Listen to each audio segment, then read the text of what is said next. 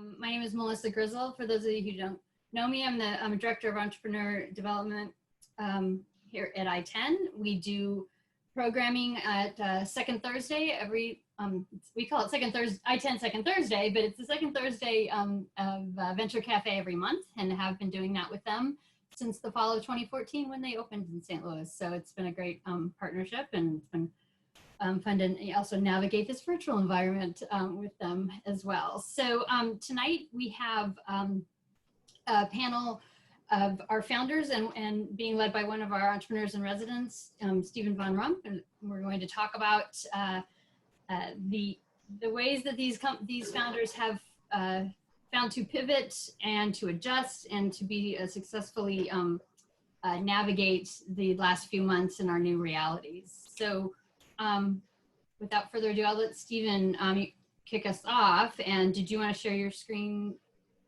Stephen, or? Yes. Okay. Just a moment. Yeah, I'm going to, before we turn it over to our entrepreneur guests, I just have a couple of thoughts that I want to share. So I'm going to share my screen here for a moment. And feel free, those of you on mute, if you have questions and want to throw them into the chat, feel free to do so. And we'll get, we can get to them as we go through. And okay, screen sharing is working okay? Can see it. Great. Okay, hunker down or pivot. That's the name of this session, as Melissa just described. And I want to start by telling you a story about a pivot, a cautionary tale, actually. This was a young entrepreneur, a high school student, actually, that I was working with, part of one of the high school entrepreneur programs here in St. Louis. Very bright young man, had a great idea, and we worked together preparing him for a competition. This was just when COVID was becoming a thing. We had not yet sheltered and shut down, but we were keenly aware of it and keenly aware that it was a threat that the experts told us was coming. This young entrepreneur had come up with an idea for what many of you know as a market maker play. So you have people who are typically maybe empty nesters, older people who have some discretionary income, and they can finally afford that shiny new sports car they've wanted all their life but could never afford because all their money went to college tuition. So on the one hand, you have people who wanted to have their cars looking nice, have them detailed, not just washed, but really, really coddled and detailed. And then on the other side, you have people who do that for a living and are looking for business. And it turned out that in his conversations, he did all his customer discovery great. He found out there was a problem connecting those two groups of people. So he started a business to do exactly that, to connect car owners and detailers. We worked on his presentation. He had his problem statement down. He had done his customer homework. He had a strong, value proposition. Everything was great. And then the last time that we were together before the competition, which thank goodness never happened because they decided that it was too dangerous to get people together, we went through his presentation for the last time, and he had changed his first slide to this.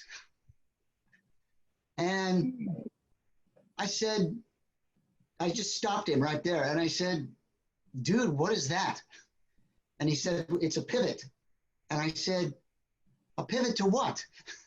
And he said, well, I want to take advantage of the fact that now with the COVID crisis looming, over us, that now everybody is very concerned about contaminated surfaces. And so I want to be the detailing service that is going to absolutely guarantee that your car is virus free. I said, okay, how are you going to do that? Well, we're going to get special chemicals and so on.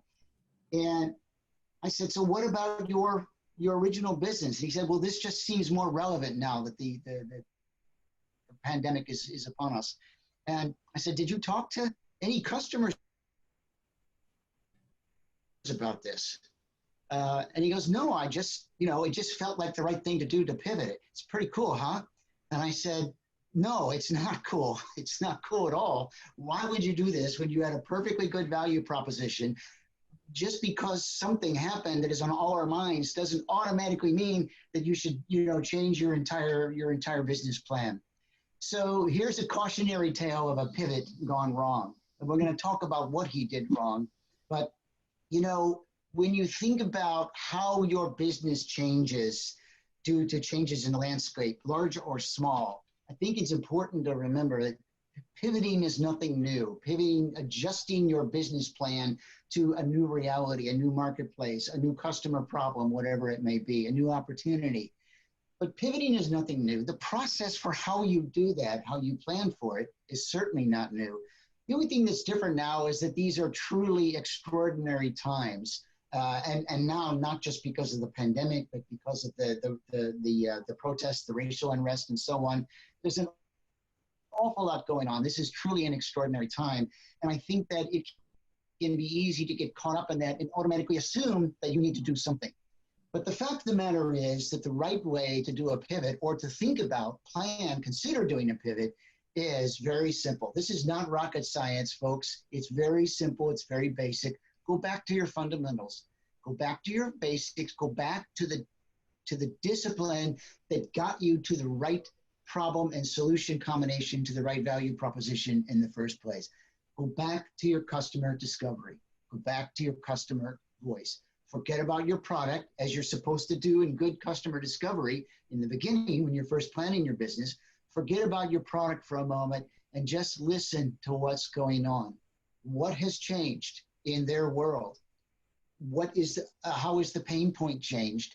And what kind of solution now do they need to meet that pain point? Don't get hung up on what caused the change itself.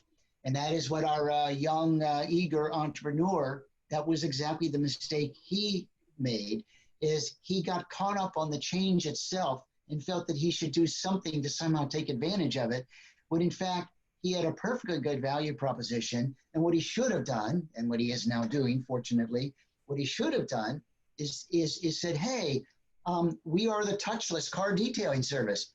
You call us up, you sign up online, we come, you leave the car unlocked, we'll take care of everything. You don't even have to come outside. You know, touchless, which of course is an important value proposition in the current world we live in. But he didn't do that. He got hung up on the change itself. Remember, goes for all entrepreneurs, all of us. You're not selling a product. You're solving a problem. Now, that solution, of course, obviously may involve a product, probably does, but that's not what you're selling. You're selling a value to your customer that solves a problem that they have. And there's two dimensions to consider here, and you're going to hear about this when our panelists take over.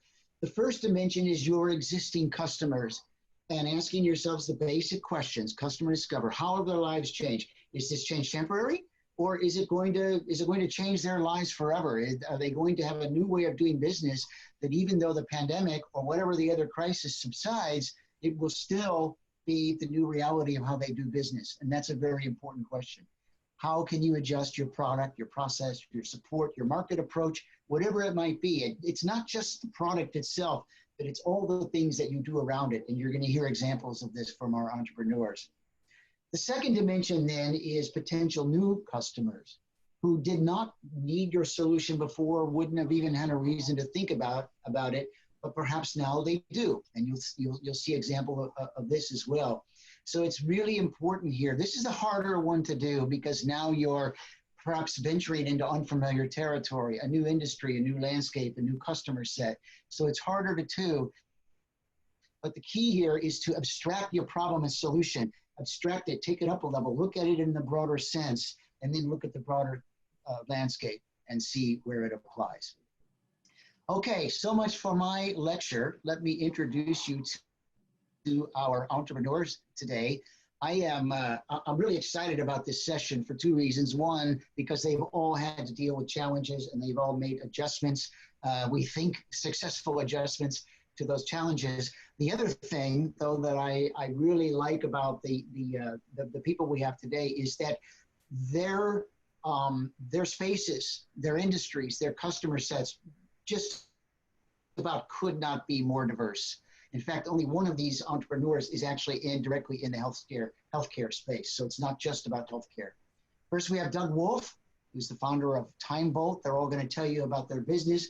The Timebolt is a video editing and compression service. We have Tashara Earl, co-founder of Techrein. Am I pronouncing Techrein. that right? Techrein? Yes. Anyway, you can correct me if I'm wrong. For PPE and other protection apparel and devices, wearables, for those in various industries who need it. And then we have Lucas Reitberg, who's the co-founder and CEO of Phase 3. Phase 3 is a health tech play. It is a platform and workflow for supporting home-based cardiac rehab, which has an obvious implication to the pandemic. So I'm going to stop sharing my screen then and go back so that you can see the smiling faces of our entrepreneurs and just kick it off. So let me just go in order of the slide there and ask Doug, first of all. Doug, just a quick introduction about your business and, you know, what happened, what's different, and what did you do about it? You're on mute. I think I haven't done a Zoom call before. There we go. Great. Yeah, it's thanks for having me with you. I'm Doug Wolf. I founded Timebolt. We went live with a software product in December, and so far have grown to over 600 downloads, grown at 35% month over month.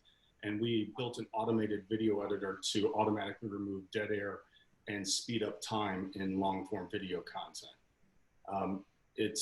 As you know, today, editors have to be ruthless with time, editing time out of video in order to keep people's attention.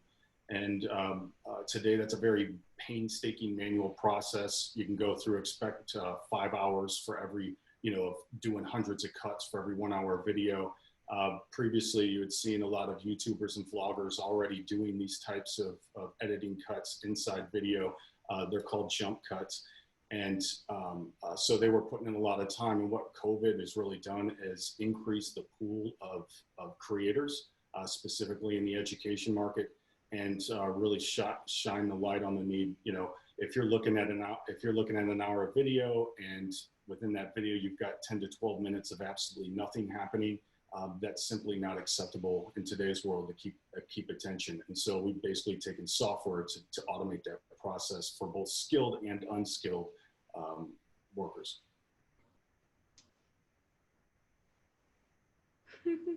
Okay, I got to remember that. Okay, thanks, Doug. I'll turn it over to Tashara. Hi, I'm Tashara Earl. I am president and co-founder of Techrein. My other co-founders are Miss Zandra and also AJ. So we have a wearable safety technology. We provide innovative safety solutions for personal protective equipment for outdoor enthusiasts and also public safety officials. And so currently at this time, we were in a process of launching a Kickstarter campaign, and we have noticed that we've had to pivot a little bit with the product that we were about to launch, which is our G-Drogue 360. It is an LED body harness. Some people like to call it a vest, but it is a body harness that will give someone visibility to be seen up to 10 miles in distance, aerial view, and also to see their surroundings area hands-free up to 25 feet in distance. And so at this time, like I mentioned, we were about to launch a Kickstarter campaign for our G-Drogue 360. And the main focus of that campaign was visibility for law enforcement, for traffic officers, state troopers on the highway when they stop someone for a traffic stop. So due to the current situation of what we are experiencing in this world, we decided to switch to our other product, which has a similar name called G-Drogue 360 Sport, but that is focused on our customer base of outdoor enthusiasts. So that's runners, bikers, hikers, that goes into motorcyclists. It has turn signal capabilities. So we've had to change our messaging due to the current situations. It's not to say that we won't do the Kickstarter for that campaign. It's just not right now. We do have law enforcement officers on our team as well. So during this current situation with the pandemic and also the protesting going on, we've been able to stay in contact with our police officers on our team to learn more detail about how the force is handling everything that's going on. We are very humble with this situation just because this has led us to actually turn to our secondary product, our secondary market. And in addition to that, we've been in the process of looking for manufacturing company to help produce our products. A lot of people may not know we've been producing our products by hand. It does take a lot of time, and we are looking to mass produce our products. We were looking overseas and also looking within the United States. Unfortunately, due to the pandemic, we had to take a halt with the overseas search for a manufacturer. But by the grace of God, we were able to find 2 entities in St. Louis to manufacture our products. And we are very happy and excited about that. And also from that connection, one of our vendors is also looking into creating a training program to teach people in our community more about the trade of sewing, but then also about the trade dealing with assembling technology. So there are a few things that came out of this current situation that's going on, and these are the current things that we are dealing with, and we are moving forward in a positive direction. So Tashara, is it correct to say your pivot wasn't really about COVID at all? It was about the current very difficult dialogue our country is having about law enforcement and the public, and the sensitivity that created in your Yes. initial target space. Is that an accurate statement? Yes. Okay, great. All right, well, we're going to come back to that, but first let's go to Lucas Rydberg from Phase 3. Hey everyone, good afternoon. I'm Lucas. I'm co-founder and CEO of Phase 3. We're a digital health company that provides more accessible and affordable cardiac rehabilitation by allowing patients to complete their care plans from home. So traditionally, cardiac rehab requires patients to travel to the hospital multiple days per week to be monitored while they do exercise and some education about their condition. It takes place right after a heart incident.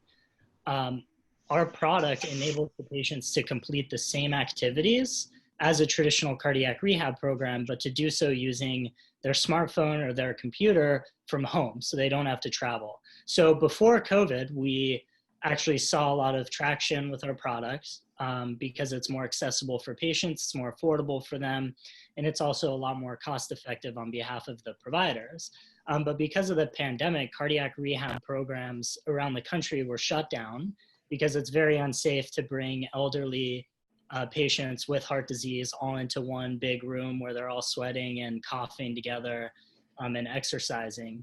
So we actually saw a big increase in interest in our product due to COVID. These hospitals still need a way to monitor their patients, and using a digital platform like ours is a good option for that. The title of the session is Hunker Down or Pivot.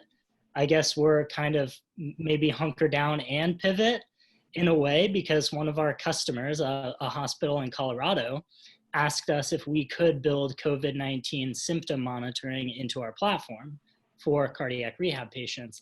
We did, and we actually found that it would be useful to treat actually patients who didn't have cardiac issues or weren't going through a cardiac rehab program, still putting them on a remote COVID-19 symptom monitoring platform. So we built that into its own product and have recently been doing a lot of customer discovery with physician practices and hospitals about monitoring them. And then as a bonus pivot, we're using that platform also for employers who need a way to safely reopen their office buildings as they're coming back to work. So Lucas, then it sounds like in the case of Phase 3 that the changes, these were actually opportunities for you. Obviously not the way you would have wished for them, but these were clearly opportunities for your company, and in more ways than one. Yeah, for sure. We definitely feel really useful right now, which is a good feeling for a startup. Okay, great. Well, I've got questions for all of you, but I don't want to be the only one asking questions. So please just jump in if you have a question. I think there's a way to raise your hand here, isn't there? Yes, it is. So yeah, raise your hand or type something in the chat box. I'll keep an eye on that too. There we go. Did it work? Oh, okay. Great. So let me just go back to Doug for a moment. Doug, when this all first happened, I'm guessing that you didn't immediately just wake up one morning and say, "Oh, pandemic, more people are going to want to edit videos." When and how did it come to your attention or your insight, your aha moment, whatever it was, that this represented an opportunity? Well, in July, as I'm working to find a job, because no one will hire a guy that has been founding tech startups for 15 years, right? I mean, I didn't know how difficult that was going to be. And I'm making a lot of video content. And I was listening, I'm a big fan of Sasser podcasts, and it's like all their guests just seemed to sound so smart. The words were crisp, how they delivered information. It was like they never stopped to breathe, right? And it wasn't until I saw a post by Walker Reynolds on LinkedIn. It was like the first one where it looked like time was literally jumping ahead. There wasn't a moment wasted in his video. And what he did was he used jump cuts. So I was like, hey, I'll try the same thing in my vlog posts. And next thing you know, I'm spending 5 hours to edit 1 hour of video content. There wasn't anything on the market that would actually cut up dead air, believe it or not. And I cared about the problem so much, I built a brand around it. And then 4 months later, I find a developer with something on Product Hunt, with a start of a silent streamer on Product Hunt. And I said, hey, look, I'll do the brand, you do the product. We go to market, and we went live in December with our product. I had asked, well, what has COVID done for, what's the impact of COVID? I actually found that out, and it isn't 35% month-over-month growth. That was up until COVID. Right after COVID, now our average is at 59% month-over-month growth as far as net revenue goes, and obviously users and downloads and all that falls behind. So it sounds like it wasn't so much an insight, but just the hard data, just the sales coming in said, wow, something's going on. Yeah, it really was. You knew how much time when you started looking at the forums, everybody's asking for a solution. And all COVID really did was, it didn't change the need. It just really opened up the pool to people that understand that you can't waste time in video, and it takes a long time to edit for pace. And particularly with education, I can't imagine I would have gotten as many EDU downloads as I have. We're probably up where 300 or 400 just straight EDU along with gamers. Did you find, Doug, did you find that your customer base changed in the level of expertise? Did you have to do more customer support because people that weren't used to using video are now having to figure it out? That's a great question. When we went live, we found some early adopters, guys with 1 million subscribers on YouTube. And so at that point, we knew we really designed for the extremes. So we built the product to be fully automated and spit out, the same file format of an optimized video. But then we also built it to integrate in with the, Final Cut Pro, Premiere, Adobe Resolve, where we're sending XML files. So the more professional editors, video editors out there can also use Timebolt. So we had already built, luckily, for that demand. We've certainly seen in our reviews, I wish I would have found this before COVID-19, lots of educators leaving, remarkable reviews. I can't tell you how many times I've been called lifesaver, or what it feels like when you save a team of 9 an entire month of time out of the year. That's like beating your clothes against a rock versus, Maytag washer dryer combo. Wow. How do I know if somebody wants to ask a question? Do you know, Melissa? I saw a reaction. Open the chat window, Stephen, but I'm watching it. Yeah, okay. So let's just do it that way. If you have a question and you're not able to break in, if you like, but otherwise just on chat, just say, hey, I have a question. You don't even have to say what it is. Just basically raise your hand with the chat window. Okay.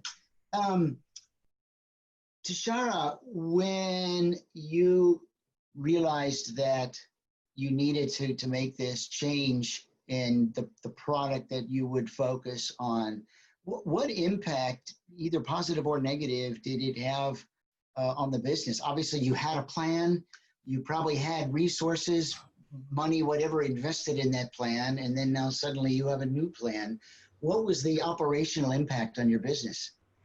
Yeah, so that is a great question. So due to the current situation that's happening right now, as I mentioned, we were in the process of launching a Kickstarter that focused on our G-Drill 360 product.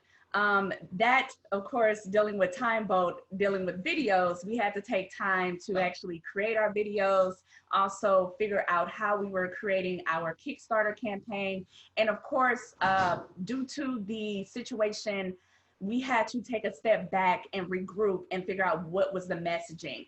Also, just to let you know, we're not abandoning anything dealing with our G-Drill 360. We just wanted to change our focus and our messaging at this moment. We are still going to be moving forward with our G-Drill 360, which focuses on the safety of police officers, and also that goes into firefighters and taps into search and rescue. As you can see now, dealing with the time, a lot more people are outside. And so that also is going to call for people. Sorry about that. My dog is in the background barking. Thank you. You can just give it to him. So dealing with a lot of people being outside hiking more, we kind of are able to tap into both of our target markets. So outdoor enthusiasts are going to need that safety, that visibility while they are out in the wilderness, but then also in case if someone gets lost, they're also going to have the search and rescue team to come out. So we are also trying to provide search and rescue with that, so they will also have less time searching for that person and be able to find them faster. So our team is dealing with just the restructuring of the messaging, and then we already had our products ready to go with our prototypes, and also, as I mentioned earlier, we have found 2 entities in St. Louis, which is great because they're right here in our backyards. We can physically go to the place for manufacturing and also have that discussion, be able to look at quality control. And then in addition to that, we have been able to connect a lot better with our target audience also. Sorry, I lost my train of thought for a second. But in regards to the changes, our team is dealing with it very well. As I mentioned, we have police officers on our team, so staying in conversation with them to see how that market is currently dealing with everything going on. We're still having that conversation, but as we've transitioned to the Kickstarter focus for our outdoor enthusiasts, we have also understood that we have people on our team focusing on that as well. So it's kind of been a split between the focus of our team members, but we're still moving forward in a positive direction. Okay. I had a thought for you, Shara.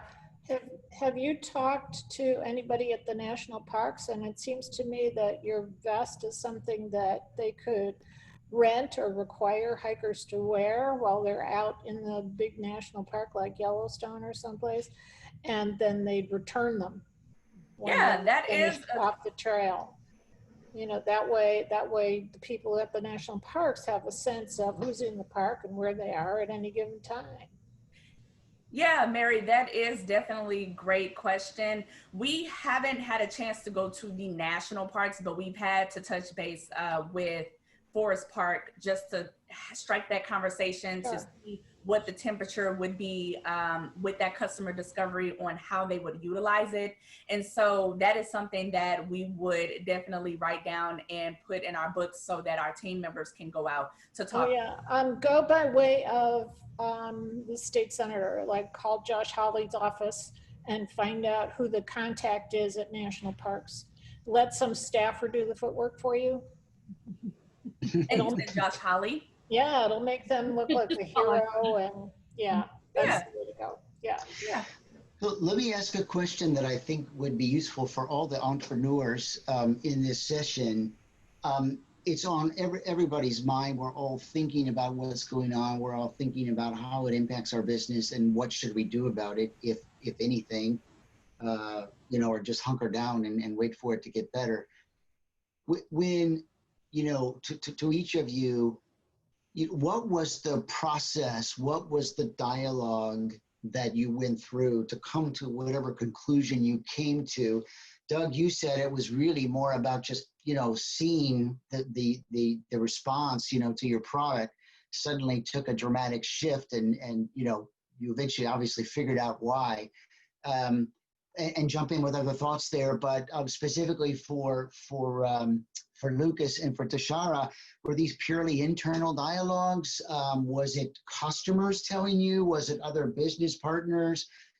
Tell us a little bit about the process, about how you figured out to do what you're doing. Well, our idea was not even our own. It was the idea of one of our customers, to build out the extra features into the platform and to build out into its own product anyway. So the majority of that dialogue took place with that particular customer. And then we reached out to others in our network, healthcare providers. You know, we're lucky that that particular pivot had similar decision makers. So we already had networks of physicians and hospitals that we could go talk to and have the dialogues around customer discovery of the new product. So it sounds like you relied very heavily, not so much on internal dialogue, but very heavily on external dialogue, customer discovery. Yeah. Was there never a moment where you were like, no, I don't think we're going to add those features, but thanks for the suggestion? Or was it an immediate like, oh my God, yes, absolutely, and start the process? Well, we were pretty ready to implement the new features. We've always, you know, we built our software platform from the beginning to try to be extensible so that we could build beyond just cardiac rehabilitation as one of the products that we offer. So we kind of saw it originally as an opportunity to test that. Did we build software that's extensible enough to be able to treat other conditions? Or did we just build something that will only work for patients with heart disease? So that we wanted to build it pretty much right away. Mm-hmm. Okay. How about you, Tashara?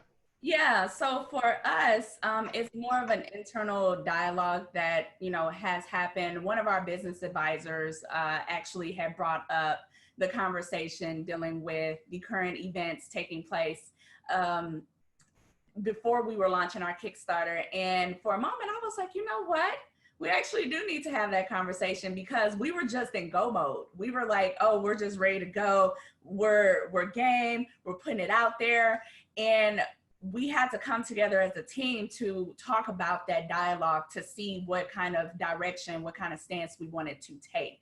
And so that conversation, once again, we have with my co-founders and also with the police officers on our team as well, we just had to understand how we wanted to move forward, because now we're focusing on two different products at the same time. Our police officers are focusing on our G-Drobe 360, but then our other team members are going to go with our G-Drobe 360 Sport. And so from there, we're just also trying to understand how does that launching two products at the same time. One is going to be more on a level where it's publicized, and then the other ones is going more door to door, dealing with government officials. And like Mary had mentioned, talking to the state parks and having those conversations with them. So was it a cut and dry decision, or was there debate? It was a debate. It was a debate. I mean, everybody had to weigh in their thoughts about it, because dealing with the current situation, we don't want to show that, you know, we're against anyone. We want to have more of a neutral tone. So we just had to have that discussion, and we came to that decision to just pivot to a different product. Right. And Doug, how about you? I would, you know, the way you told it almost sounded like you woke up one morning and said, well, wow, where did all these new sales come from? But there must have been a little more to it than that. No, I really think, you know, once you say we're going to move to a virtual first world, I mean, I'm calling my mom, people are calling me and saying, Doug, you know, this is your time, right? And because I've done live video broadcast systems for nightclubs, different type of startups. This is one where it's like the whole market is being driven towards, a virtual first world. And for us, it was like, how do we just put our heads down? And now I've got my developer that's quarantined in his apartment in India. Quinston Pimenta is an incredible guy. And so we just got a tremendous amount of work done in a very short amount of time, working to build up the systems to support the demand and be able to communicate more effectively with our customers, and certainly be able to execute a pretty complex subscription model with desktop software when it comes to issuing license keys and whatnot. So just getting ready for that in the time that we did, I think has really been able to help us prepare, to stabilize the system grow. Have you identified, or are you in the process of identifying any new features and functions for the product that are, that you didn't think about before, but are now necessitated because you got a different demographic of users? Even before COVID, I would love to say, oh yeah, there was some big, flash of inspiration. But even before COVID, we looked at the education market that now is not, fully virtual first, and virtual training. So we had already built into the product the ability not just to delete silence, but actually speed time up. You could say any silence is longer than 3 seconds, speed up by 4 or 5x. That feature ended up playing out very, very well for professors out there. I have schools that, one of the features that I did implement because of this was a one-time payment. We've had a number of lifetime purchases already, and those come directly from universities, I imagine, because of COVID really moving to a virtual classroom. So that's been great for us. But it's just really been just gasoline to our software. Yeah. Lucas, how about phase 3? Have you identified in this you talked about this new product. Obviously, that's a new feature function for the symptom monitoring and so on. But for your core product, for your cardiac rehab platform, has this caused you to gain any insights about things that you need to change, improve, new functions, features? We've had a couple thoughts about new functions and features, particularly around patient interaction. So traditionally, even though our product enables patients to complete cardiac rehab from home, there's still in-person interaction with patients as they see their clinicians and they talk about their care plan and they get tests done and they get their ECGs taken and do kind of baseline assessments. All of that went away. So everything went completely virtual. So we have been considering building video conferencing and other tools for patient interaction into our platform. We're not sure if we're going to need those actually, because it seems like cardiac rehab departments are reopening in some capacity. So it's not going to be 100% virtual anymore. So the jury is still out a little bit on what features will be necessary for us. Okay, but the big thing is that in your solution, there was still some degree of in-person for the onboarding, the follow-up and so on. And now you are having to do this thing in 100%, at least for the moment, 100% virtual environment. Right. Yeah. Okay. Where was I? Nobody else has a question? Melissa? Come up with something.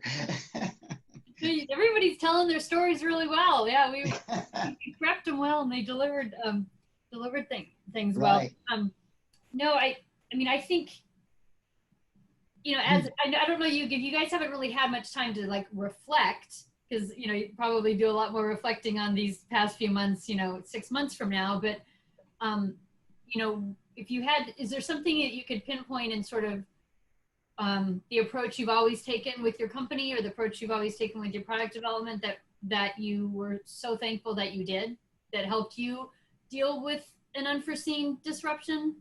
That can be maybe a little bit more generalized advice to folks that might be at the very beginning of their journey.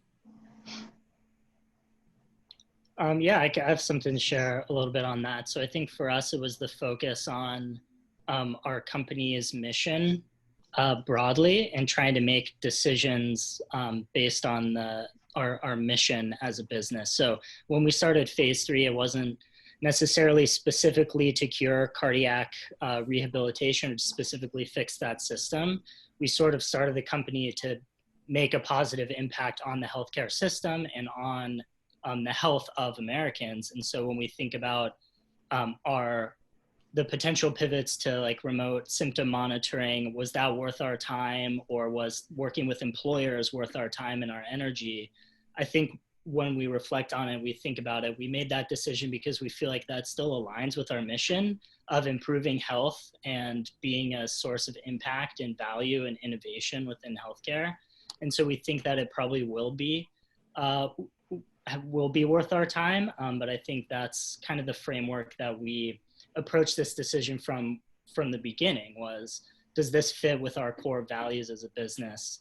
And I don't think we'll regret decisions that do align with our core values as a business anytime in the future. I think that Mary Louise Helbig has a question. ML, are you there? You can just read. You can. Yeah, I'm here. Hi. Yeah, I was just wondering if when you guys came upon, the time to make these kind of really key decisions for your business, if you had to either maybe talk to your board or go back to investors, or even if the executive team kind of had to come together in agreement before you could actually proceed with making changes to, your business in a material way. I would say for Techrein, with the decisions that we were making moving forward, we do have an advisory board. We came together to understand what it is that we wanted to do moving forward. We discussed with specific people on our advisory board that had experience in that lane. So for example, dealing with manufacturing overseas versus within the United States. One of our advisory boards has, a company that she built from the ground up, very successful. She is a former CEO of it. And she had gave us insight on information of dealing with overseas during this current pandemic situation. So from there, we just gained insight, took it back to our executive board for us to make that final decision. And as I mentioned from the beginning, we were able to find connections within St. Louis. That also came from our board as well, giving insight on go check this place out. They may have something that you can utilize for your products. So it was a combination between both. If I may also, maybe this experience has nothing to do with my software, but I also sell cars for Jim Butler Kia to fund my startup habit. All right. And I've learned a tremendous amount, sold 17 cars last month, in addition to growing 59% month over month. But the thing is that, these decisions that, are with digitizing and making things virtual are really about streamlining the customer experience. Okay, at the end, how quickly can you communicate, get people up to trained up? Luckily with Jim Butler Kia, they had already made investments in the ability to buy cars entirely online. It's a button I never even knew about. I've been in the auto about 6 months. And then once COVID hit, I clicked this button and it was powered by a site that was like buying a car off Amazon. I was just kind of floored. And so really being able to, my video self kicks in, really then being able to get in and create video for customers, have the systems to send them through. I think that capability and our ability to compete during a time of crisis comes from decisions that were made, investments that were made a year or 2 years ago. Doug, do you think these changes in your case, in your company, are they temporary or permanent? Will things go back to the way they were when this passes, or is this opened up a set of new users that will never go back? Well, it really gives us the fuel to begin to expand beyond and create even a greater product offering, right? So the ability to look into intelligent technologies or ways to further automate the unfun parts of editing video, I think really open up to us now that we've been successful with our existing Lucas, user group. Temporary or permanent? Temporary.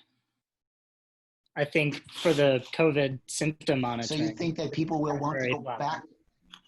And then cardiac rehabilitation, as hunkering down with that platform, I think is a permanent change. There have been There's been a lot of advocacy to increase reimbursement from insurance companies for home-based cardiac rehab, and hospitals are adopting digital health and telemedicine at rates we've never seen before. So that aspect of the situation is permanent for our business. Okay. Tashara, temporary or permanent? I would say in regards to the products that we are launching first, it is definitely permanent. We kept going back and forth during the debate, but it is permanent to launch the G-Job Sport first publicly, and then still work through the departments of the law enforcement, privately. So So that you still intend to launch that product, right? Yes, we do. It's just not on a public at the moment. It's Okay, so in that sense, it's temporary. I mean, you're not abandoning that product. You're just Right. setting it aside for the moment. Well, yeah, publicly we're setting it aside, but it's still, okay. yeah, it's Gotcha. still going to be moving. It's just not as a mass message at the moment. So the G-Drogue 360 Sport is the one that we're sticking to, and we will have, national presence with that when we do Kickstarter. But as far as our G-Drogue 360 by itself for law enforcement, that is a permanent decision right now to move that from Got you. department to department. Okay. When's And the what- Kickstarter? When's the Kickstarter go live for the sport? We are planning to launch that at the end of this month. So of course I will send the information to everybody. Absolutely. But end of this month, we need Yeah. all the support that we can get. Great. Um, One last Steven. question for everybody. I know we're about to run out of time here. I know you're all in the middle of this, so this is not a fair question, but I'm going to ask it anyway. And maybe you can impart some wisdom to the other entrepreneurs on the call who are, facing their challenge, their decisions, and so on. Going back to the beginning, would you do anything differently? Do you wish you had done something differently? To start with you, Tashara. Well, with our team, I would say we've came a very long way. And when you are inventing technology that people kind of have never seen before, or they were like in a aha moment, why didn't I think of that? I would say we wouldn't do anything different. Okay, good. Doug? Yeah, I guess I haven't really had too much time to reflect. You keep going day in and day out. I wouldn't do anything differently. Do you feel like you reacted fast enough? Absolutely. I mean, all I do, when all you do is work, you can react fast. And Right. luckily I had, some help along the way. Okay, good. And how about you, Lucas? Let's make it 3 for 3. I don't think I would have done anything different. They're perfect execution. Well, you know what? I have a real quick comment about all three of these companies and other ones too that have done these pivots or whatnot. And to me, you're asking the question, is it permanent or temporary? Regardless, I think people, customers, your clients are going to think differently.